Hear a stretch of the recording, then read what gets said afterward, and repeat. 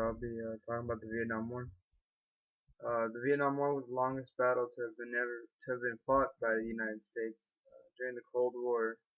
Just when it started, it was a dispute between the Americans and the Soviet Union. The Vietnam got involved. These problems didn't really have anything to do with the Cold War, um, but there were internal struggles that the country was having that ended up bringing the Cold War into it a bit.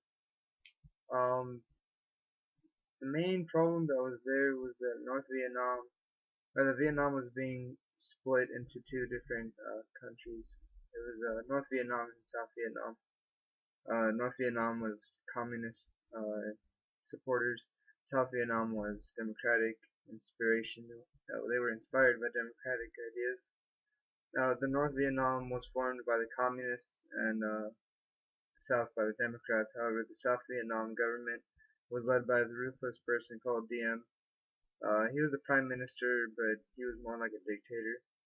Um, did have democratic views in the government, and the U.S. decided to support Vietnam, although Diem's nature wasn't the best.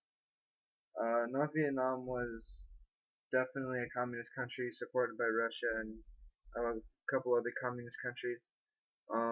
However, because of some of those other countries, they got involved in the war with America and the USSR, being Russia at the time.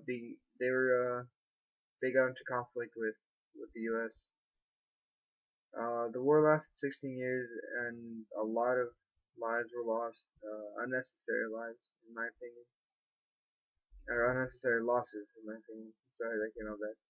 And in the end, Vietnam was united as a whole under a communist dictatorship, and that's a quick summary of the Vietnam War.